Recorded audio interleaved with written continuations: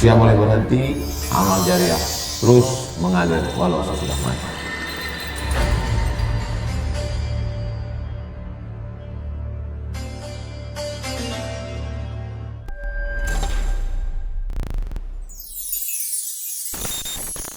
Penuh hikmah dan salam, dipersilakan Profesor atau Ustaz memimpin hati. Hadirin dirahmati Allah sekalian, majelis mempersilakan Profesor atau Ustaz Abdul Somad untuk menyampaikan perkongsiannya pada malam ini. Indahnya toleransi, rasa kebahagiaan hidup bermasyarakat. Dipersilakan. Assalamualaikum warahmatullahi wabarakatuh. Memang cantik burung balam tinggap di atas batu manikam. Dari bunyi sambutan salam macam jamaah belum makan malam. Apa kabar semua? Nanti bila saya bertanya apa kabar semua, jawabnya serentak sekali. Jawabnya adalah tenom onsoy. Apa kabar semua? Alhamdulillahi Rabbil Alamin. Allahumma salli ala Sayyidina Muhammad wa ala ali Sayyidina Muhammad. Kalau Tuan pergi ke Makkah, jangan lupa membawa rendang. Sudah lama saya tazkirah, inilah kopiah yang paling panjang. Yang berbahagia, yang berhormat YB Ridwan bin Rubin, pengurusi Perbadanan Harta Intelek Malaysia, merangkap ahli parlimen P181 Tenom. Yang berbahagia Tuan Dr. Zul Asri bin Piting, penolong pegawai daerah pembangunan Tenom, merangkap pengurusi Badan Dakwah Daerah Tenom. Yang berbahagia Tuan Zakaria bin Jamal, penolong pegawai daerah kecil, merangkap pengurusi Badan Dakwah Daerah Kecil Kemar.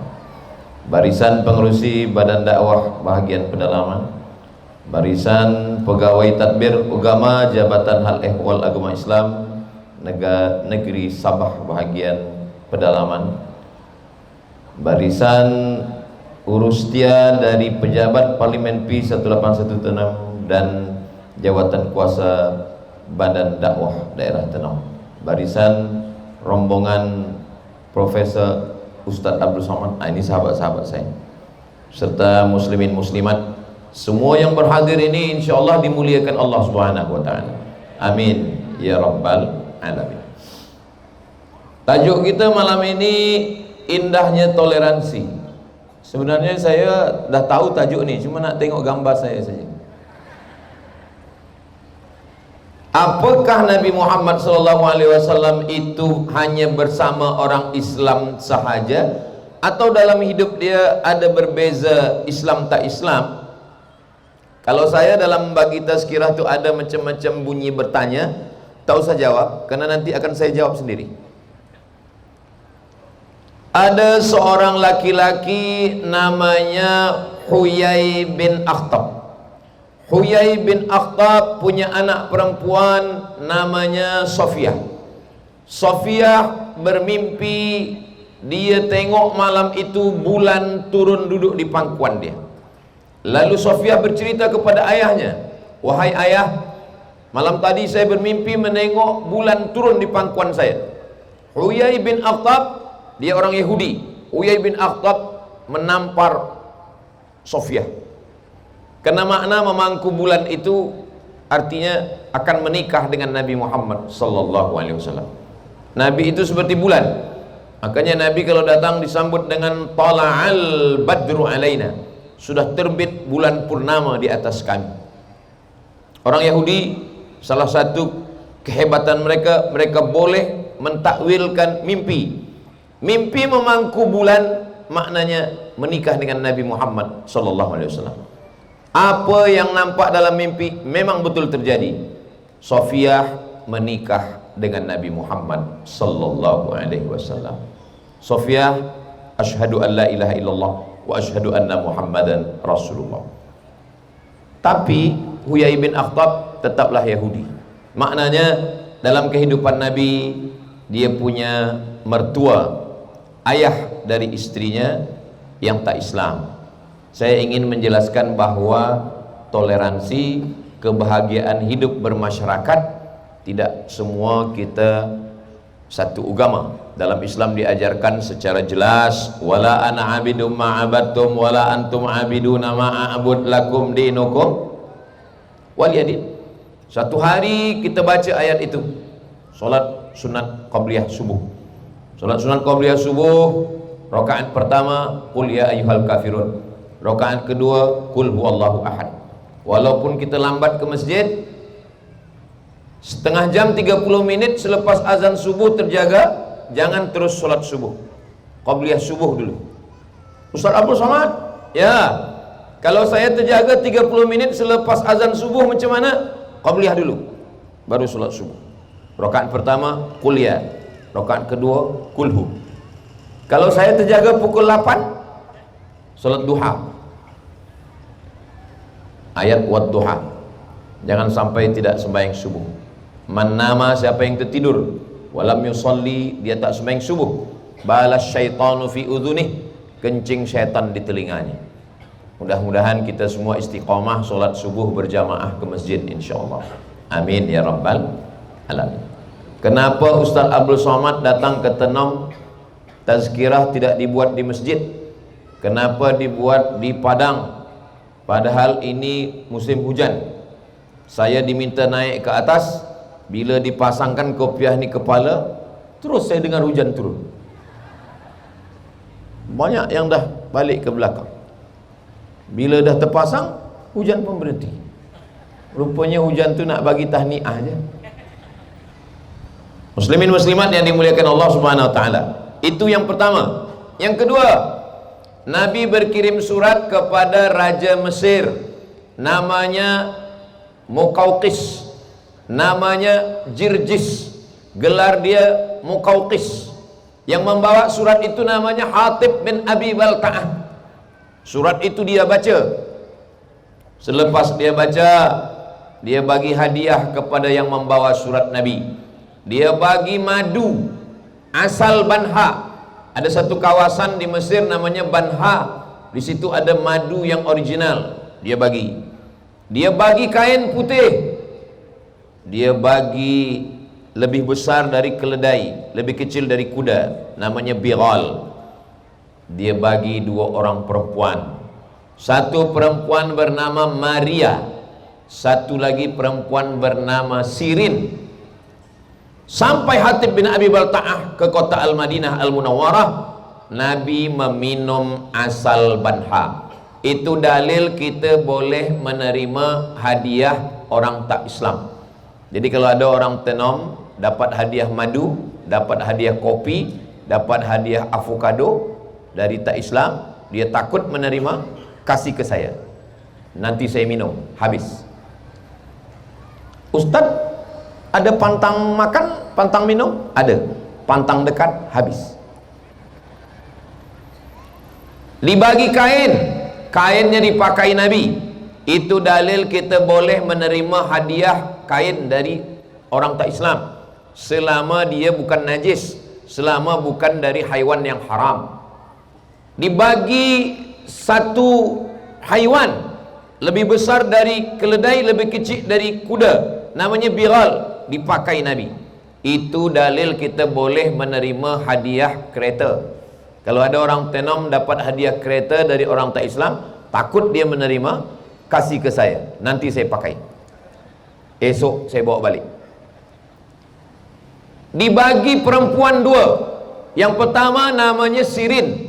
Sirin dibagi kepada seorang lelaki penyair, dia tak ada isteri, namanya Hassan bin Thabit. Hassan, engkau tak ada isteri, ini jadi isteri engkau, namanya Sirin. Kakak daripada Sirin ini namanya Maria. Maria menjadi istri Nabi. Lahirlah anak Nabi lelaki, namanya Ibrahim. Meninggal umur 18 bulan. Makamnya di samping Masjid Nabawi. Nama pemakaman itu Baqi. Masuk kita ke pintu Baqi, arah agak ke kiri sikit, ada yang besar. Disitulah pemakaman Ibrahim. Jadi istri Nabi yang melahirkan anak hanya Khadijah melahirkan anak Zainab, Ummu Kulthum, Ruqayyah, Fatimah. Anak lelaki Al-Qasim, Abdullah. Lalu kemudian Ibrahim itu lahir dari Maria Al-Qibtiyah. Siapa yang membagi hadiah ni? Raja Mesir. Siapa nama dia? Jirjis. Gelar dia Muqawqis. Agama dia Kristen Ortodok Koptik. Dulu ada dua pop, yang satu di Rom, yang satu di timur Alexandria. Itulah dia Jirjis. Dia tak Islam, dia bagi hadiah, diterima Nabi Muhammad sallallahu alaihi wasallam. Maknanya Nabi punya istri yang melahirkan anaknya, dan dia punya keluarga yang tak Islam. Walaupun Maria itu bersyahadat asyhadu an la ilaha illallah wa asyhadu anna Muhammadan Rasulullah. Saya menyampaikan ini ingin menceritakan bahwa saya pun datang dari Pulau Sumatera. Sumatera ini yang paling tinggi di atas Aceh. Di bawah Aceh ini Sumatera Utara. Sumatera Utara ini pun bercampur antara Islam tak Islam. Di bawah Sumatera Utara ini Riau. Saya duduk di Riau, tapi saya lahir di Sumatera Utara. Di bawah Riau ini Sumatera Barat, Minangkabau. Di bawahnya lagi Jambi, Palembang, Bengkulu, Lampung.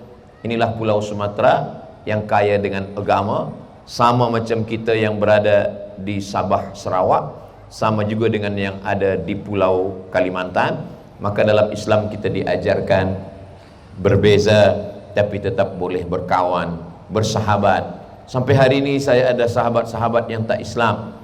Baru pekan lepas dia nak balik ke Jambi, dia datang dari Sumatera Utara. Kata dia, Abdul Somad, ya boleh saya singgah ke rumah awak? Ya, datang ke rumah, minum teh, makan, kita tetap menyambung tali silaturahim. Jadi saya tidak hanya setakat memberikan tazkirah, tapi saya mengamalkan apa yang saya cakapkan ini. Di tempat saya menikah, ada walimah. Bila dia Islam, kita datang.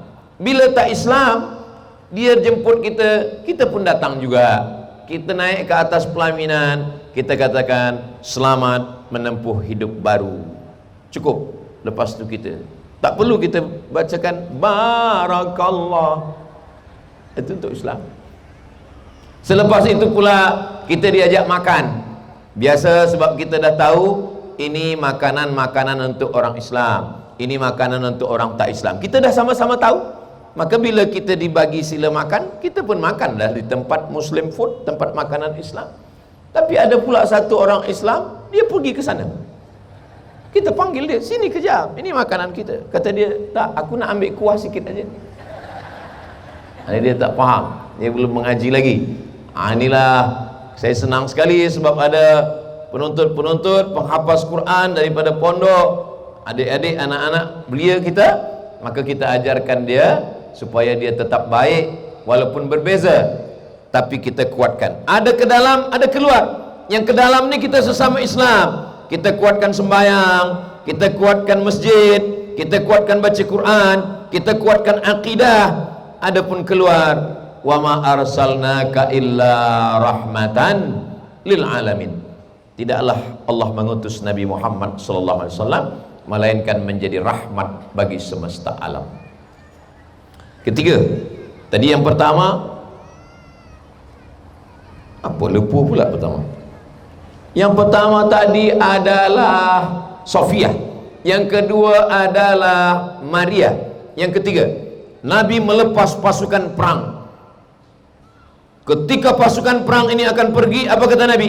Satajiduna rijalan fis sawami, nanti kamu akan berjumpa dengan orang yang berbeza agama. Mereka duduk di tempat-tempat ibadah. La ta'ridu lahum, jangan ganggu mereka.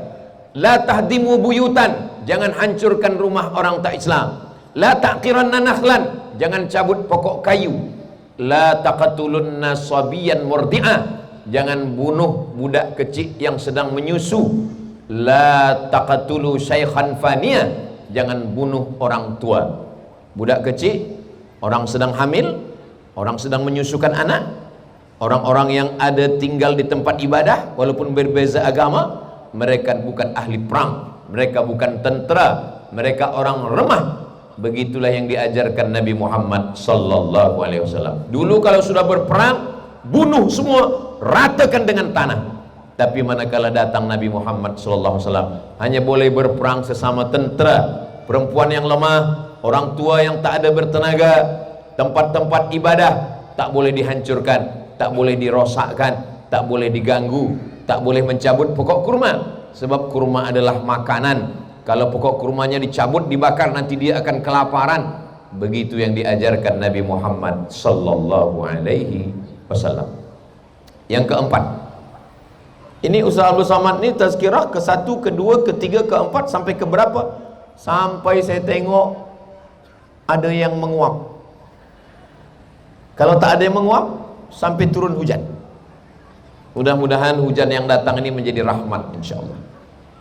Yang keempat, ketika Nabi Muhammad sallallahu alaihi wasallam sudah sampai di Madinah, datang seorang perempuan namanya Asma. Asma datang, "Ya Rasulullah, saya punya emak saya tak Islam. Ummi qadimat, dia sekarang datang. Wahya raghibatun, dia datang ingin jumpa dengan saya.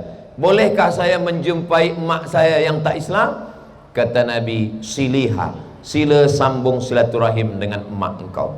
"Afa u'tiha, boleh saya bagi dia hadiah?" Kata Nabi, "I'tiha, bagilah dia hadiah." Itulah dalil kita tak boleh putus tali silaturahim walaupun berbeza agama. Itulah dalil kita tetap membagikan hadiah walaupun berbeza agama. Maka dalam Islam boleh membagi haiwan kurban kepada orang yang tak Islam. Haiwan kurban terbagi dua, satu kurban yang wajib, satu kurban yang sunnat. Kurban yang wajib itu kurban nazar.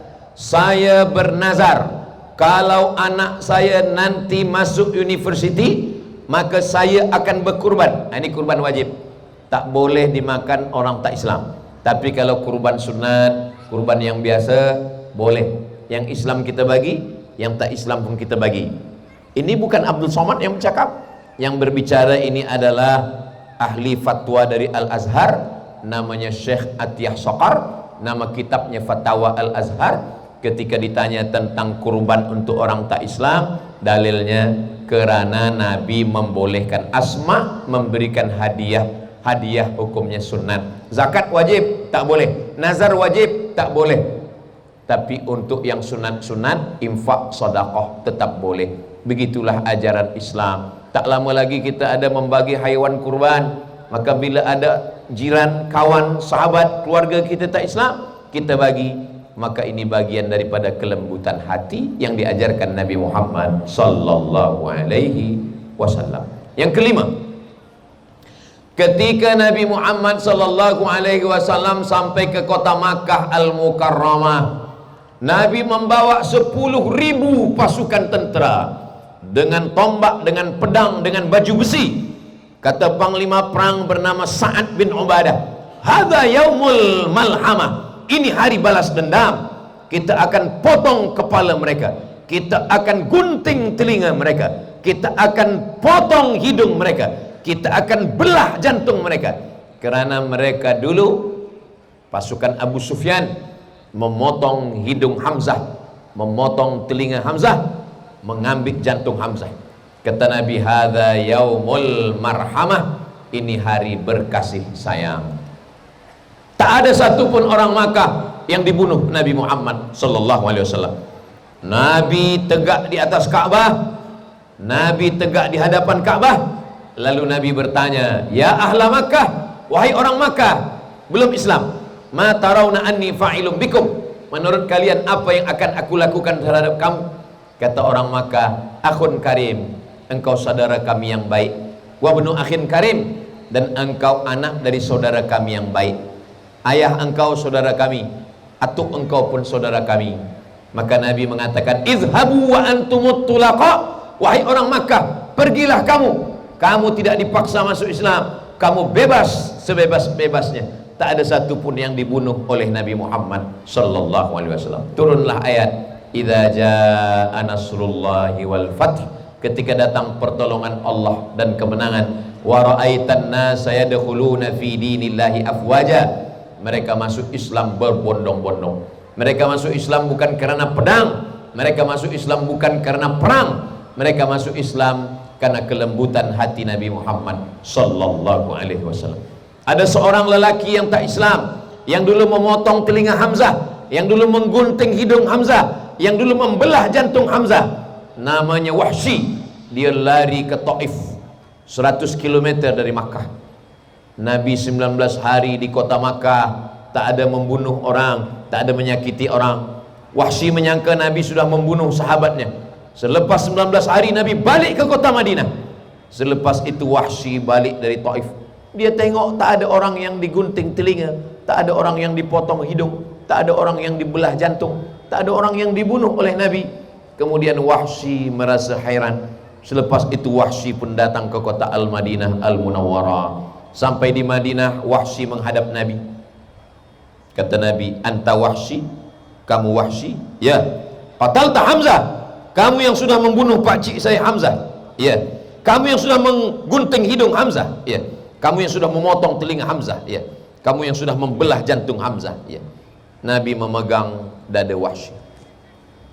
Wahsy dapat hidayah dengan kelembutan hati Nabi, dan Wahsy bersyahadat, asyhadu an la ilaha illallah wa asyhadu anna Muhammadan Rasulullah.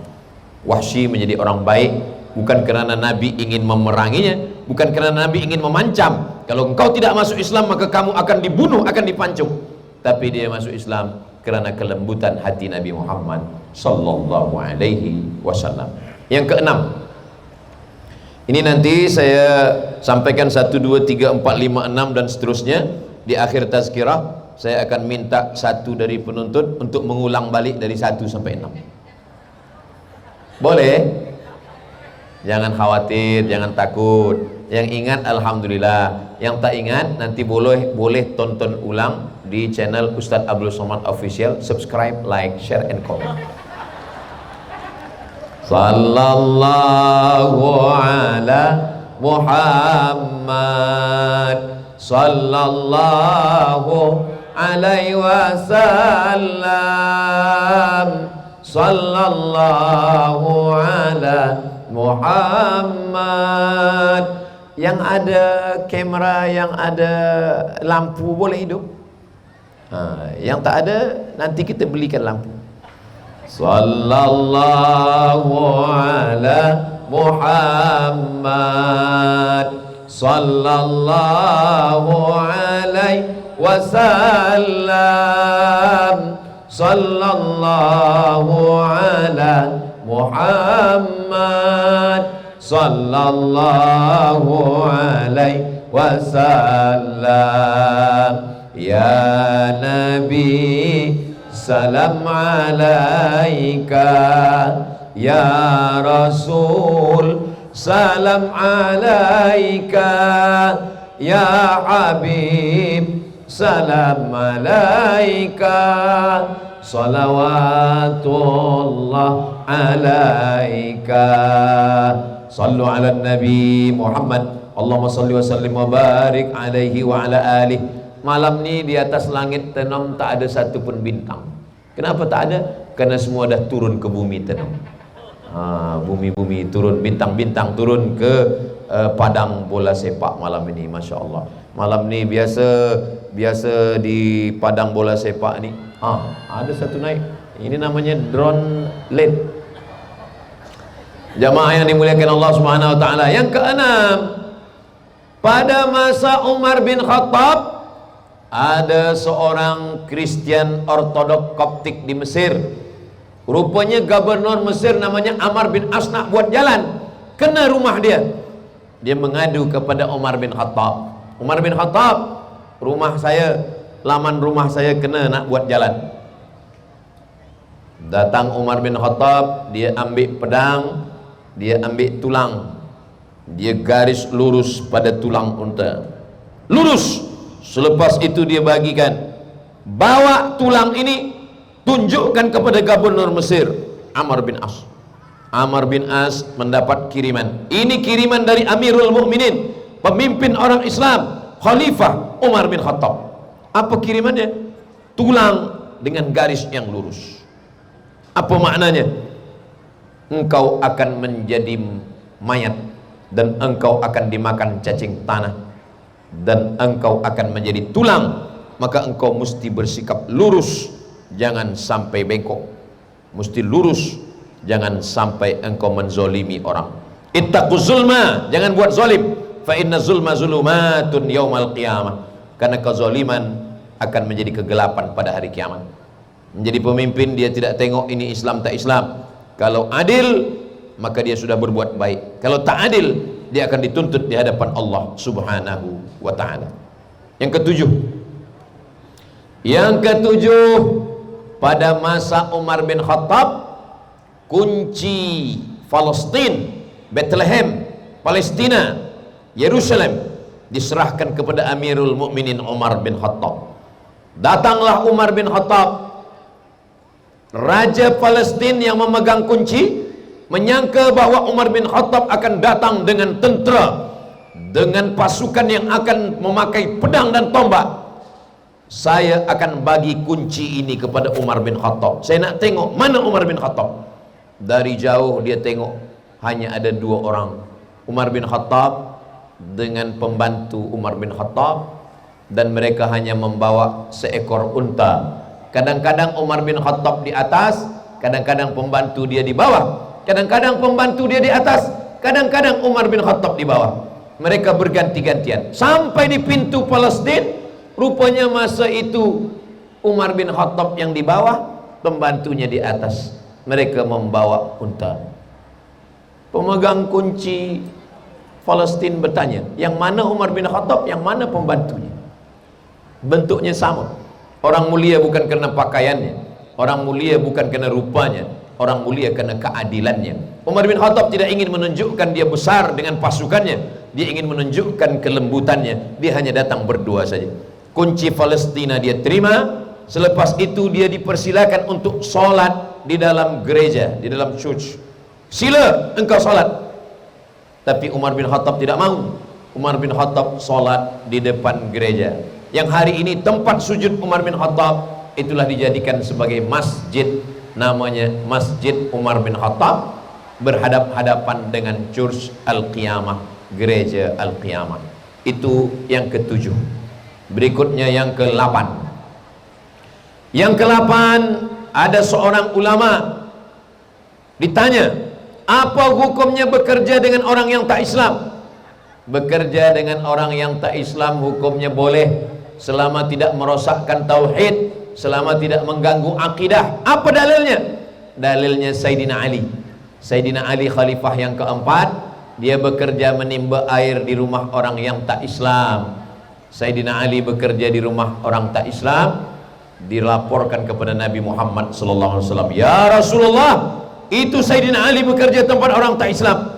Kata Nabi, selama tidak merosakkan akidah, dia hanya menimba air, tidak merosakkan hatinya kepada Allah, tidak mensyirikkan dia menyembah kepada selain Allah, maka dia tidak dihukumkan sebagai orang yang berbuat kesalahan. Berikutnya yang ke-8. Yang ke-8, dalam Al-Quran dikatakan dua balas dua. La yanhakumullahu 'anil ladzina lam yuqatilukum fid din wa lam yukhrijukum min diyarikum. Kalau mereka tidak memerangi kamu, mereka tidak menghalau kamu dari kampung kamu. Dua. Kalau ada orang yang tak Islam, berbeza dengan kamu, dia tidak membunuh kamu, dia tidak menghalau kamu dari kampung kamu. Dua, balas dengan dua. Antabarruhum, buat baik. Wa tuqsitu ilaihim, bersikap adil. Dua yang mereka lakukan, tidak membunuh, tidak menghalau, balas dua. Buat baik dan sikap adil. Jangan sampai tak adil kerana berbeza agama. Apa kata Nabi SAW? Buat baik. Tapi buat baik dia kata antabarruhum, barru baik, khair baik, jayid baik, hasan baik, jayid baik, mumtaz baik. Banyak baik dalam Islam. Tapi kenapa yang dipilih barru? Kata Syekh Yusuf Al-Qardawi, kata barru hanya untuk kedua orang tua, ibu bapa, ayah dengan mak. Birrul walidain, Sebenarnya Allah ingin sampaikan, sebagaimana engkau berbuat baik pada ibumu, sebagaimana engkau berbuat baik pada ayahmu, begitulah engkau berbuat baik pada orang yang berbeza agama denganmu, kerana mereka tidak menghalau engkau dari kampung halamanmu dan tidak membunuh engkau. Begitu kata Nabi Muhammad sallallahu alaihi wasallam, yang dibacakannya dalam ayat Al-Qur'an, la yanhakumullah, Allah tidak melarang kamu untuk berbuat baik. Yang kesembilan, ada seorang ulama dari kalangan tabi'in, nabi yang berjumpa dengan nabi, sahabat yang berjumpa dengan sahabat, tabi'in. Tabi'in ini dia jumpa dengan sahabat, namanya Imam Al-Hasan Al-Basri. Imam Al-Hasan Al-Basri, rumah dia di bukit. Dia sakit, datang jiran dia menjenguk. Mana Hasan Al-Basri, lama tak nampak. Dia ada dalam bilik. Jiran dia masuk ke dalam, jiran dia tak Islam. Bila dia tengok Hasan Basri tak ada. Mana Hasan Al-Basri? Imam Al-Hasan Al-Basri dia dalam bilik, dia tak boleh keluar bilik sebab dia sedang berbaring di atas katil tempat tidur. Bila dibuka bilik dia, rupanya di sudut bilik itu ada bejana menampung air. Dia tanya, apa ini air ini? Ini air dari atas. Berapa lama engkau sudah menampung air ini? Ishruna sana, 20 tahun. 20 tahun engkau tampung air ini, engkau tak pernah komplain, engkau tak pernah marah, engkau tak pernah mengamuk. Tidak. Air apa ini Hasan Basri? Saya tak tahu. Saya tengok ada air dari atas, saya tampung saja. Itu adalah air tandas saya bocor. Engkau tak pernah marah dengan saya. Agama apa yang mengajarkan engkau baik macam ini? Maka saksikanlah wahai Hasan Al-Basri, asyhadu an la ilaha illallah wa asyhadu anna Muhammadar Rasulullah. Orang banyak bagi tazkirah tentang kelembutan, tapi dia pengamuk. Orang banyak bagi tazkirah tentang kebaikan, tapi dia tak baik. Lisanul hal afsah min lisanil maqal. Perbuatan lebih menyentuh daripada cakap.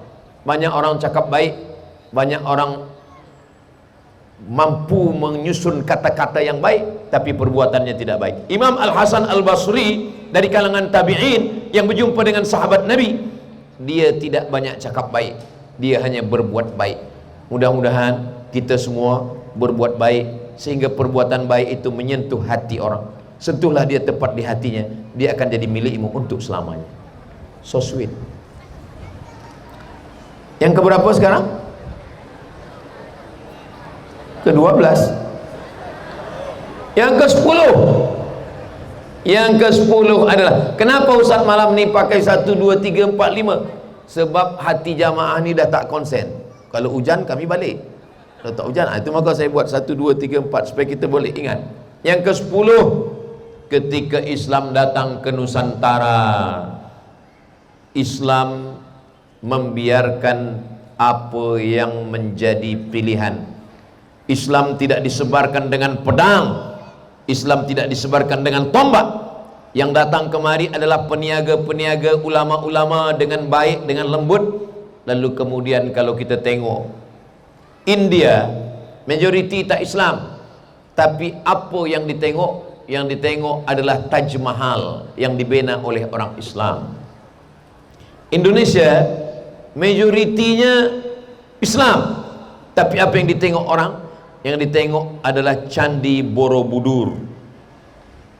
Ulama-ulama tidak menghancurkan Mesir, majoritinya Islam, tapi apa yang ditengok orang? Sphinx. Apa yang ditengok orang? Piramid. Tidak dihancurkan. Islam tidak datang menghancurkan. Islam hanya memberikan penjelasan, qul huwallahu ahad, Allahus somad. Bukan somad yang ini. Ini Abdus Somad. Abdu itu hamba, somad itu Allah. Allahus somad, Allah tempat meminta. Abdus Somad, hamba Allah. Lam yalid walam yulad walam yakul lahu kufuwan ahad. Kita tiap hari diajarkan bersyahadat asyhadu an la ilaha illallah wa asyhadu anna Muhammadan Rasulullah. Itu menguatkan kita ke dalam. Yang 10 yang saya sampaikan ini hubungan kita keluar. Ini hubungan kita keluar. Adapun hubungan kita ke dalam sesama orang Islam, kita berjumpa di masjid. Subuh jumpa, zuhur jumpa, asar jumpa, maghrib jumpa, isya jumpa. 5 kali berjumpa sehari semalam. Di masjid kita berjumpa. Kenapa di Tenom ini Ustaz Abdul Somad tidak bagi tazkirah di masjid? Karena kalau dibagi tazkirah di masjid, jamaahnya sebanyak ini meletup masjid. Di Tenom Ustaz Abdul Somad bagi tazkirah di Padang. Supaya apa? Supaya dia boleh dengar tazkirah sambil minum ais krim. Supaya dia tidak hanya setakat tazkirah, tapi dia juga boleh makan minum. Makan, bayar masing-masing. Begitulah Allah Subhanahu wa taala.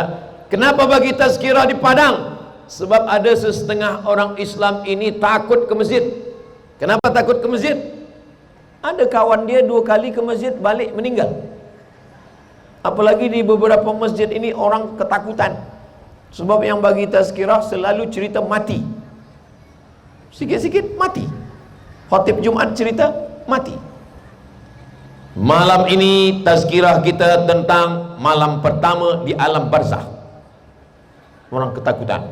Memanglah kita ni semua ni nak mati. Hidup ini adalah berkawan. Siang kawannya malam, hitam kawannya putih. Hidup kawannya mati. Berani hidup, tak takut mati. Takut mati, jangan hidup. Takut hidup, mati saja. Jadi kalau kita berani muda, kita berani tua. Kita berani cantik, kita berani tak cantik. Kita berani hidup, maknanya kita berani mati. Life is take risk. Hidup ini berani mengambil segala resiko dalam kehidupan. Allah Subhanahu wa taala buat kita ini, maka hidup kita ini kadang ada rasa takut, ada rasa cemas, maka kita serahkan pada Allah. Allahu Akbar. Masalah hidup saya ini besar. Allahu Akbar. Allah Maha Besar. Makanya kalau ada orang ejek-ejek puan, dia tanya, engkau ini besar lah. Allahu Akbar. Allah Maha Besar. Jangan takut disuruh orang besar. Jangan takut dituduh orang besar. Yang Maha Besar Allah SWT. Kalau yang besar itu Allah, orang kecil tak merasa bersedih. Sebab apa? Sebab yang besar hanya Allah. Orang besar tidak merasa sombong, sebab Allah Maha Besar. Ustaz Abdul Somad disambut dengan gendang, dengan hadrah, dengan kompang. Ustaz Abdul Somad didudukkan di kerusi. Ustaz Abdul Somad dinaikkan ke atas tempat yang tinggi. Gambar YB pun tak ada, gambar Ustaz Somad yang ada. Besar, sampai gigi sebesar kapak. Begitulah orang Tenom nak membesarkan hati Ustaz Abdul Somad. Dia tahu Ustaz Somad ni kecil, besarkan gambarnya.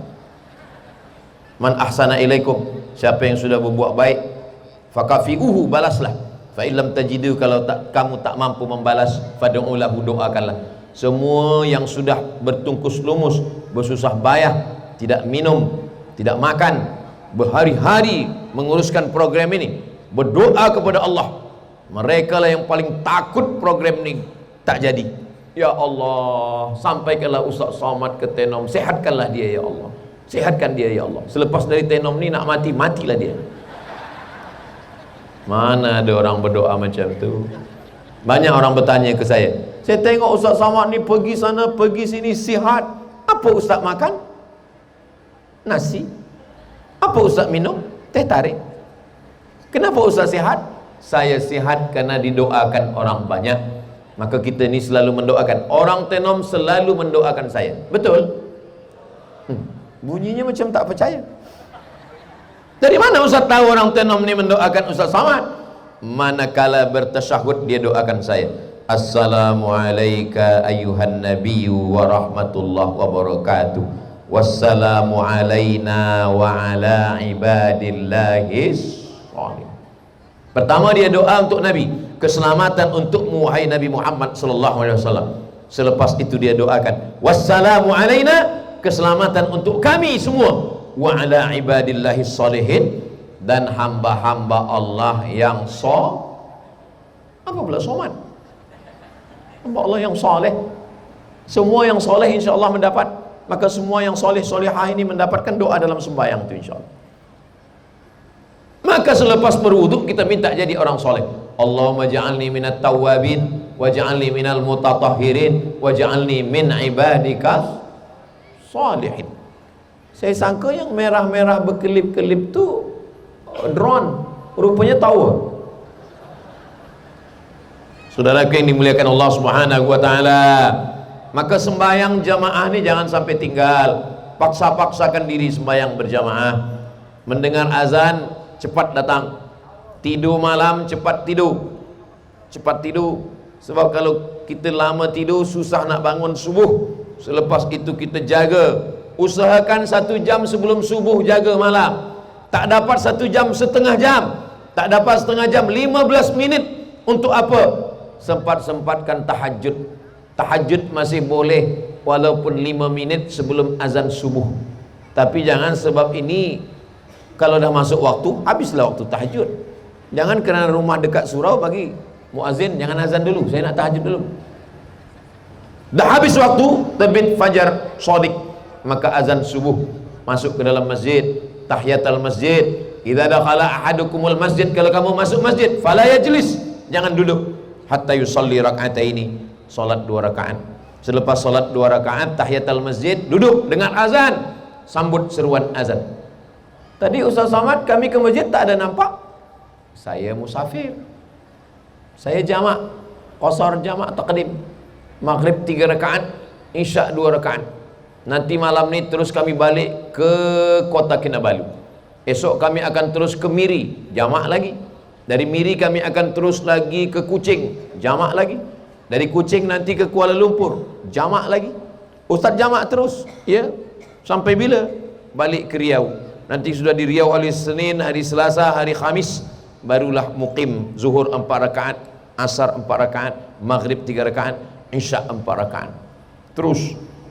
Nanti selepas dari Riau kemana lagi? Ke Medan, Sumatera Utara, 4 hari. Selepas itu kemana lagi? Terus lagi. Bila Ustaz berhenti? Berhenti rehat nanti di surga bersama kamu, wahai orang Tenom. Semua yang hadir ini, insya-Allah kita selalu dapat hidayah dan kita akan bersama dengan Rasulullah sallallahu alaihi wasallam.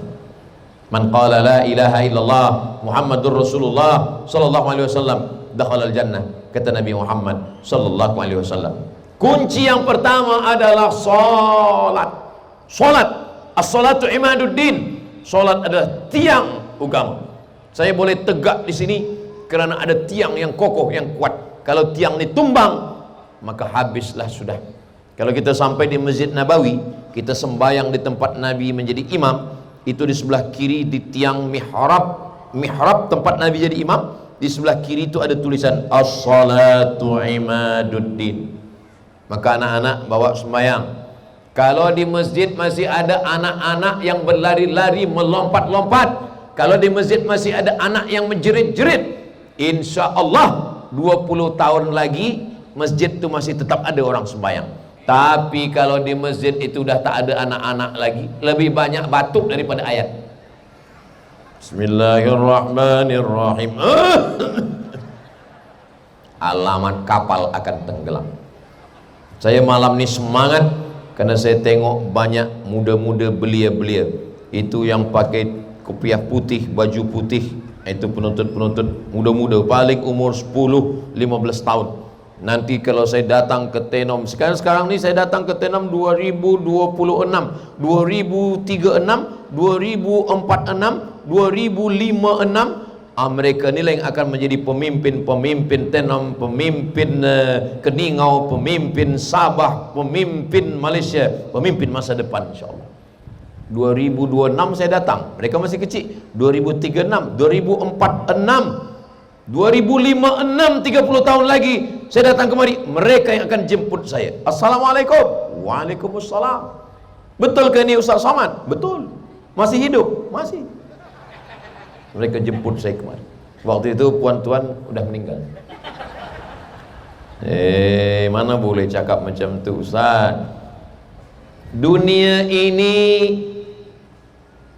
macam sampan bahtera yang dipukul ombak dihempas gelombang. Kalau tak kuat tiang layar patah di tengah jalan. Karangnya tajam, angin puting beliung. Maka yang menguatkan itu adalah somat, salat, sembahyang. Semua kita serahkan dalam sembahyang. Engkau besar, aku kecil, yang besar Allah. Allahu Akbar kabira. Engkau dipuji-puji. Siapa yang Ustaz Somad maksud dipuji-puji? Saya lah, saya yang dipuji-puji. Profesor, doktor, Ustaz Abdul Somad, entah apa-apa, 4 meter nama saya. Satu lagi yang kurang, almarhum. Engkau yang dipuji wahai Abdul Somad. Walhamdulillahi katsira, yang dipuji Allah. Wa subhanallahi bukratan wa asila. Abdul Somad tangannya dicium orang, dipeluk orang. Tadi masa keluar dari masjid tadi, Masya Allah, untungnya ada polis, ada tentera, ada jamaah, ramai kawal. Kalau tak ada, tim ni dah cakap, kami satu yang khawatir kami Ustaz. Apa? Perempuan tu peluk Ustaz. Na'udzubillah. Maulah tak balik saya ke Riau, takut berbini. Allah Subhanahu Wa Taala menjaga kita, maka kita tak suci, yang suci Allah. Wa subhanallahi bukratan wa asila. Saya menghadap kepada siapa? Wajjahtu wajhiya lilladzi fataras samawati wal arda hanifan musliman wa ma ana minal musyrikin. 4 serahkan kepada Allah. Inna salati wa nusuki wa mahyaya wa mamati lillahi rabbil alamin. Saya tak ada apa-apa, saya tak ada daya, saya tak ada upaya. Denyut jantung, detak nadi, lintasan fikiran, langkah kaki, ayunan tangan, nafas yang berembus, semua hanya kuasa Allah. La haula wala quwata illa billah. Malam tadi Masya Allah ditenam penuh padang bola sepak. Itu karena siapa? Allah. Semua karena Allah SWT. Kalau Allah tak sayang dengan kita, habis. Ustaz Abdul Somad bercakap ini kan kena ada jamaah. Kalau semua balik kena hujan tadi, tinggal saya dengan kamera berdua. Saya kalaupun jamaah balik, saya tetap bercakap. Saya biasa berceramah bagi tazkirah dengan kamera berdua, biasa. Itu bulan Ramadan, mana ada orang? Yang di televisyen itu saya berdua aja. Jemaah dimanapun berada, kita sedang menghadap, tak ada orang. Kamera hidup, lepas itu kameraman pun tidur. Tapi semua akan di-share, semua akan ditonton, semua akan ditengok. Perbuatan kita ni sekecil apapun nanti akan ditunjukkan Allah Ta'ala. فَمَنْ يَعْمَلْ مِثْقَالَ ذَرَّةٍ خَيْرًا يَرَهُ. Sebesar biji sawi pun akan kita tengok perbuatan-perbuatan kita. Apa yang sudah kita lakukan. Tadi kami datang ke office YB Ridwan bin Rubin. Saya tengok ada tentang kesihatan, ada tentang kerohanian, ada tentang agama, ada tentang orang sakit datang. Ini semua apa yang boleh kita buat sebagai polis, sebagai tentera, sebagai ahli parlimen, sebagai ustaz, sebagai cikgu. Apa yang sudah dibagikan Allah kepada kita, kita jalankan, maka itu menjadi amal soleh insyaAllah. Serahkan kepada Allah. Bismillahi tawakkaltu ala Allah, la haula wala quwwata illa billah. Sembayang inilah kunci dalam diri kita. Kenapa sembayang dalam Islam itu 5 kali? Saya pernah ditanya orang, Ustaz Somad, iya, kenapa sembayang itu 5 kali? Kata saya, memang sudah dari dulu zaman Nabi 5. Jangan banyak tanya masuk neraka. Jadi kalau kita ditanya orang, kita tak tahu jawab, cara yang paling mudah adalah mengamuk. Lepas itu dia tak tanya lagi. Sampai akhirnya ada seorang Islam kerja di kilang minyak. Orang Islam ni kerja di kilang minyak. Rupanya dia satu bilik dengan orang putih, Mak Saleh. Subuh dia sembahyang, Zuhur dia sembahyang, Asar dia sembahyang, Maghrib dia sembahyang, Isya dia sembahyang. Berhari-hari, berbulan-bulan mereka sebilik. Lama-lama Mak Saleh orang putih ni bercakap. Kata dia, saya dah tengok engkau sembahyang. Tiap engkau sembahyang itu terjadi perubahan waktu, berganti waktu. Dari malam ke siang, terbit fajar engkau sembahyang, tergelincir matahari engkau sembahyang, condong matahari engkau sembahyang, tenggelam matahari engkau sembahyang. Habis matahari tenggelam, merah tak ada, hitam gelap, engkau sembahyang. Maknanya 5 kali perubahan dunia, 5 kali engkau sembahyang. Itulah jawabannya Ustaz, kata dia. Kata saya dah lama tahu. Padahal kita pun baru tahu itu. Sebab kita beragama, kita hanya terima saja. Tapi ada orang-orang yang memperhatikan agama kita, dan ternyata kita sembahyang 5 kali, kena 5 kali perubahan alam semesta, dan kita menyerahkan perubahan itu kepada Allah Subhanahu wa taala. Begitulah kita semuanya berserah kepada Allah Subhanahu wa taala. Suatu ketika ada doktor tanya pada saya, "Ustaz Somad, iya, cuba Ustaz bacakan ayat wudu mengambil sembahyang. Idza qumtum ila shalah, kalau kamu sembahyang, faghsilu wujuhakum, basuh muka, wa aydiyakum ilal marafiq, basuh tangan sampai siku." Macam mana ayatnya Ustaz? Basuh tangan sampai siku. Jadi maknanya airnya dari ujung ke siku, ya? Kenapa Ustaz basuh tangan dari ujung sampai ke siku? Memang dari dulu begitu. Jangan banyak tanya, masuk neraka. Saya ini doktor Ustaz Abdul Somad. Bila saya nak operate orang, saya basuh tangan macam ayat yang Ustaz baca tadi. Saya hidupkan air, saya basuh dari ujung sampai ke siku. Kenapa doktor basuh tangan sampai siku? Sebab kalau basuh tangan dari siku ke bawah, maka semua bakteri, penyakit, kuman ada di ujung jari. Kalau ujung jari saya ini bawa penyakit, maka luka orang yang saya operate itu tak boleh sembuh sihat. Ajaran Islam Al-Quran akan dijelaskan oleh doktor, oleh polis, oleh tentera, oleh ahli akal, oleh ahli ilmu pengetahuan.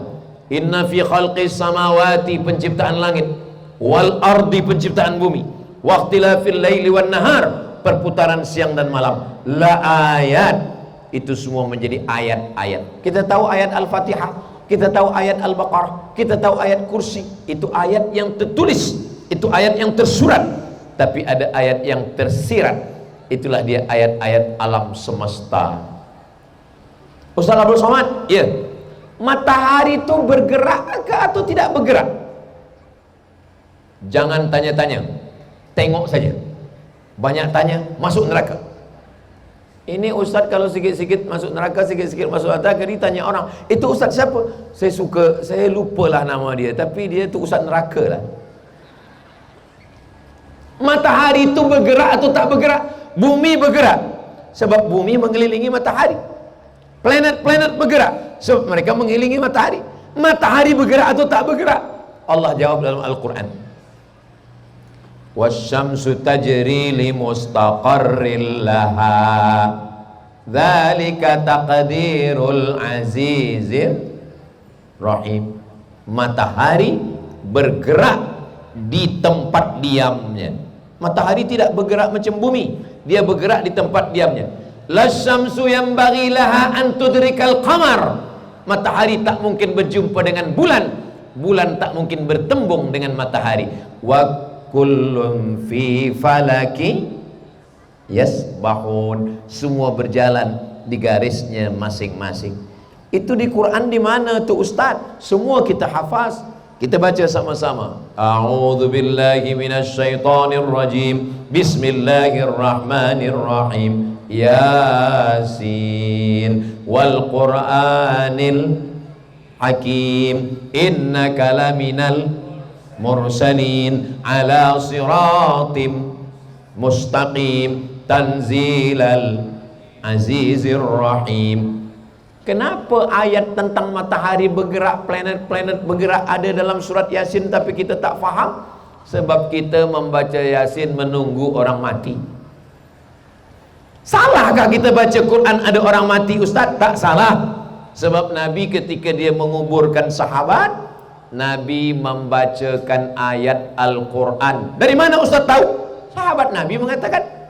Sahabat Nabi namanya Umar bin Khattab. Umar bin Khattab punya anak namanya Abdullah bin Umar bin Khattab. Abdullah Umar bin Khattab mengatakan, kalau saya meninggal nanti, bacakan pada kepala saya Al-Fatihah, bacakan pada kaki saya pangkal ujung Al-Baqarah. Pangkal Al-Baqarah alif lam mim. Dzalikal kitabu la raiba fihi hudal lil muttaqin. 5 ayat sampai wa ulaika humul muflihun. Akhir Al-Baqarah 3 ayat.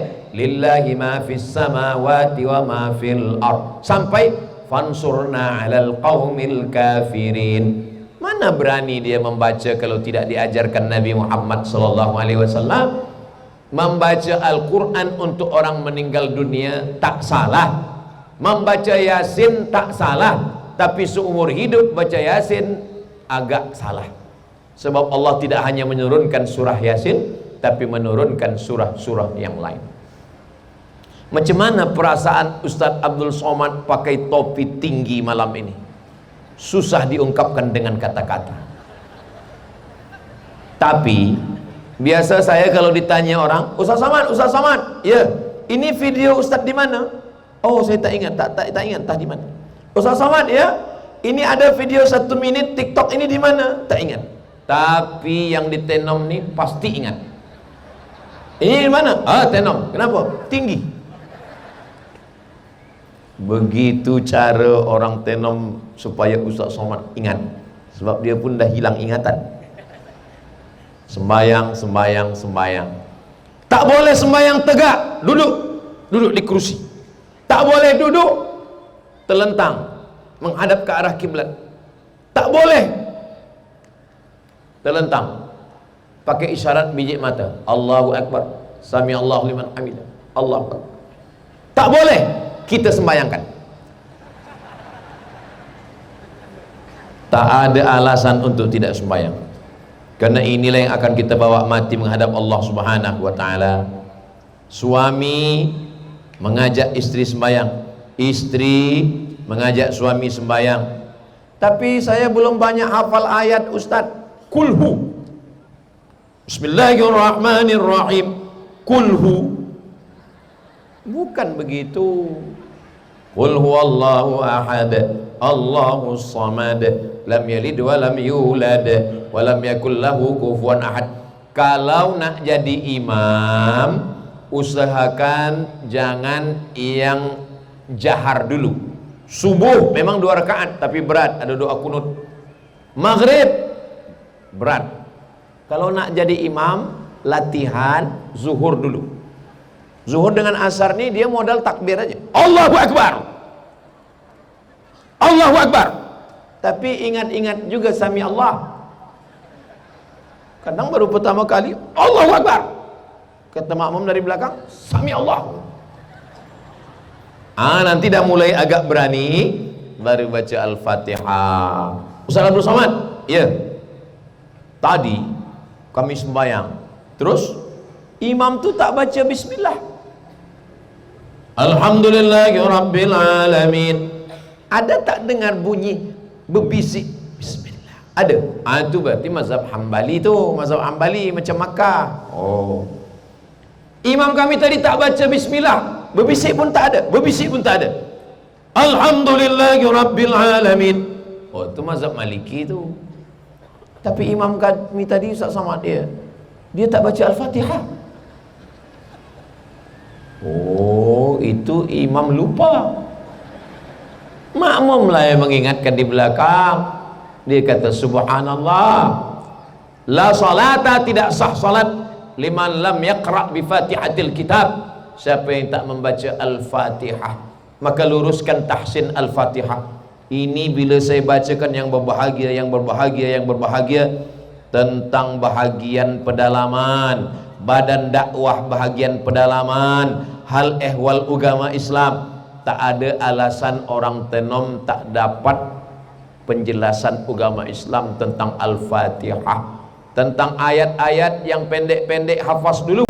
Tapi tentang Al-Fatihah ini qori-qori kita, guru mengaji kita, maka ini tak ada alasan.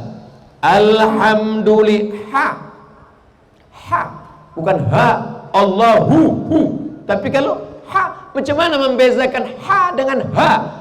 Kalau Allahu, kalau dipegang dada bergetar dia, Allahu. Tapi kalau ha, tak ada getar. Alhamdulillahi rabbil, Bismillahirrahmanirrahim. Ada ha, ada ha. Alhamdulillahi rabb, ranya tebal, tafkhim. Alhamdulillahi rabbil dalam alamin, ar-rahmanir rahim, malik yaumiddin. Bukan iyyaka na'budu wa iyyaka nasta'in, ihdinas siratal mustaqim. Bukan sa tapi sa, ihdinas siratal mustaqim. Kalau bahasa Melayu salah-salah sikit tak berubah maknanya.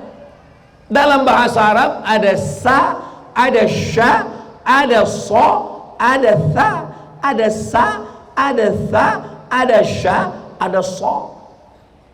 Ustaz Abdus Somad, Ustaz Abdus Somad, so. Tapi dalam bahasa Melayu kalau salah pun tak masalah, maknanya tak berubah.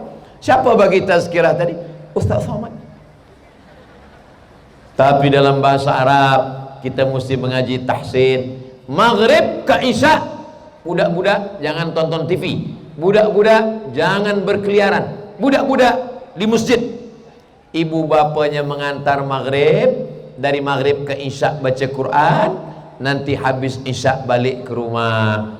Ini masjid-masjid kita ramai insyaAllah. Kami Masjid Hajah Rohana, nama almarhumah mak saya, tiap malam budak-budak lebih kurang ada 200 budak mengaji. Dari budak-budak kecil sampai agak-agak besar, dari mulai alif bata sampai dia membaca khatam Al-Quran, supaya mengalir pahala untuk arwah orang-orang tua kita yang sudah meninggal dunia. Begitulah kita menjaga ini. Ibadah badan tegak, ruku, sujud, solat. Tapi ada ibadah harta. Ibadah harta nilai yang paling banyak 7: zakat, wakaf, infak, sedekah, wasiat, hibah, ghanimah. Zakat, wakaf, infak, sedekah, wasiat, hibah, ghanimah. Tenom ini tanahnya subur. Dari mana Ustaz tahu tanahnya subur? Rumputnya hijau. Sebab lama tak hujan agak kuning sikit. Hujan dan anak-anak turun menunggu selesai tazkirah. Anak-anak turun menunggu tazkirah. Malam tadi kami di Sepanggar, saya tegak 45 menit turun hujan. Malam ni baru tegak pasang kopiah turun hujan. Alhamdulillah. Doa orang tenam ni dikabulkan Allah Subhanahu wa taala. Mudah-mudahan hujan turun selepas kita bagi tazkirah, hujan turun menjadi rahmat, tanam-tanaman menjadi hijau, menjadi subur insyaallah. Keluarkan zakat. Yang dah sampai nisab, zakat namanya. Yang belum sampai nisab, keluarkan infak. Infak duit, infak wakaf tanah untuk bangun pondok tahfiz Quran. Saya tak ada nisab dan saya tak ada tanah, duit pun tak ada. Sedekah. Sedekah yang paling rendah. Apa itu sedekah? Tabassumuka fi wajhi akhika sedekah. Senyummu ke wajah saudaramu adalah sedekah. Boleh bagi tanah, tanah wakaf, bangun masjid, buat pondok tahfiz Quran. Tak ada tanah, infak, bagi duit. Tak ada, senyum. Asal jumpa orang, senyum. Senyum tak senyum? Senyum. Saya sampai ke Tenam ni saya tengok semuanya senyum. Macam mana Ustaz boleh nampak? Mata saya silau ni, cahaya terang betul. Tadi kata YB, Ustaz Somad, macam mana lampu kita padamkan atau? Kata saya, terus saja YB, tak apa-apa. Kenapa saya larang padam lampu? Sebab kalau lampu mati, muka saya hitam. Ini direkodkan. Kamera di mana-mana ni. Kamera di sana satu, di hadapan satu, di sini satu. Maka insya-Allah, mudah-mudahan kamera ni hidup.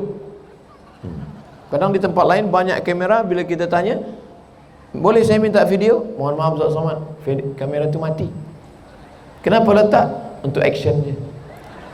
Tapi di Tenam tak begitu. Kamera ni ada yang streaming. Maka walaupun saya menyampaikan tazkirah ini di Tenam Sabah, tapi sebenarnya saudara-saudara saya dari Sumatera, dari Sulawesi, dari Papua, dari Semenanjung, semuanya menonton. Mudah-mudahan semua yang mentaja program yang malam ini, Masya Allah, penuh dengan keberkahan. Setiap langkah kaki kita bernilai amal-amal soleh. Langkah pertama menghapus dosa, langkah kedua mengangkat darjah kita, dimuliakan Allah Subhanahu wa ta'ala. Itulah yang boleh saya sampaikan. Tadi saya mula bagi tazkirah pukul 8.30. sekarang sudah pukul 9.40.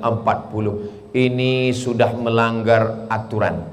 Di mana-mana saya bagi tazkirah itu 60 menit. Tapi di Tenom ini nanti orang komplain, Ustaz Abdul Somad, malam tadi di Sepanggar 45 menit, kenapa di Tenom sampai 1 jam 10 menit? Sebab topi dia tinggi. Nah, saya dah ada jawaban. Tentu selama 1 jam ini banyak cakap saya menyinggung perasaan, tak berkenan di hati. Sudikah tuan puan memaafkan saya? Alhamdulillah. Jaga hubungan kita hablum minan nas. Jangan bercakap menyakiti hati perasaan orang. Lebih baik kita minta maaf di dunia daripada mencari di akhirat. Akhirnya saya tutup dengan pantun penutup, menangkap puyuh di Bukit Selasih. Thank you dan terima kasih. Lepas saya bagi tazkirah, balon pun ada terbang lepas saja. Subhanakallahumma bihamdika asyhadu an la ilaha illa anta astaghfiruka wa atubu ilaik. Wa sallallahu ala sayyidina Muhammad wa ala alihi washabbihi wasallam walhamdulillahi rabbil alamin. Wassalamualaikum warahmatullahi wabarakatuh.